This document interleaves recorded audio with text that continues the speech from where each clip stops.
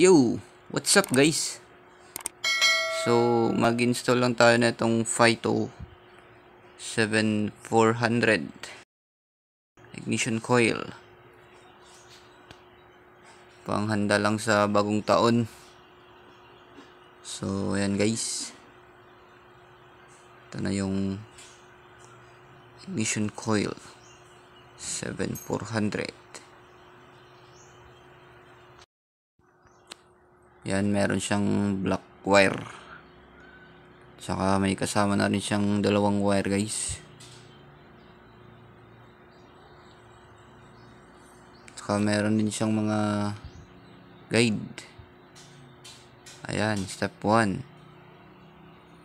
Yan yung step 1. Yung dalawang block daw, yung ground.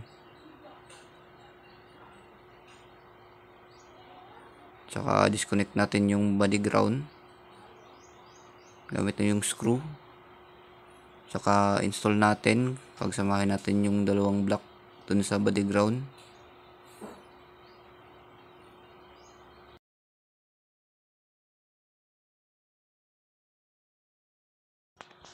So ito na siya guys. I-salp lang natin dyan mamaya sa lagayan ng ignition coil. Yan, sa may makinis na area. Salpak natin dito sa Rusi Macho 175 para pang rapid backfire sa bagong taon.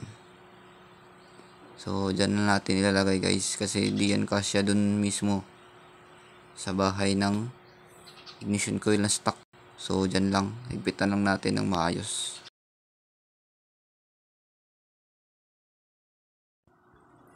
So ito na siya guys, may makikita kayong negative sign. Ayan, negative sign tsaka positive sign.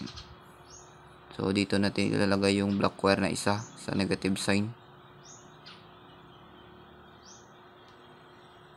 Ito yung black wire, kasi yung isang wire yun dun para dun sa positive. So salpak lang natin guys.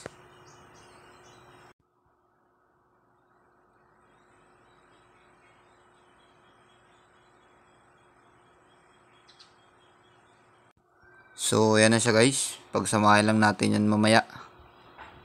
Yan, itong dalawang eyelet, samahin natin yan dun mismo sa body ground.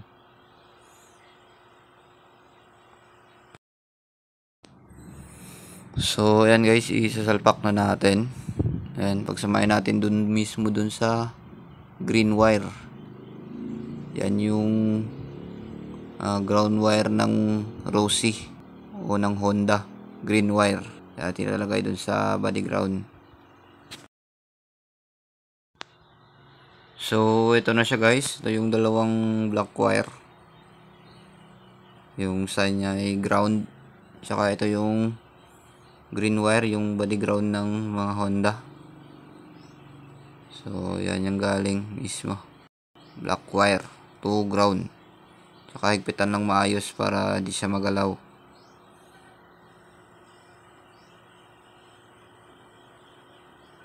Saka ito yung sa positive guys,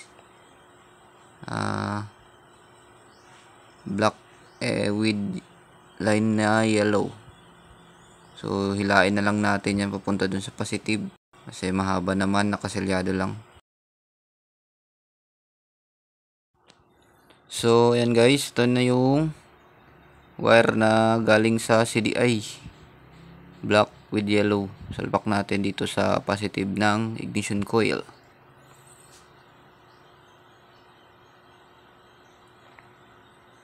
So ayan guys, goods na yan. Check na lang natin yung kuryente kung gumagana ba.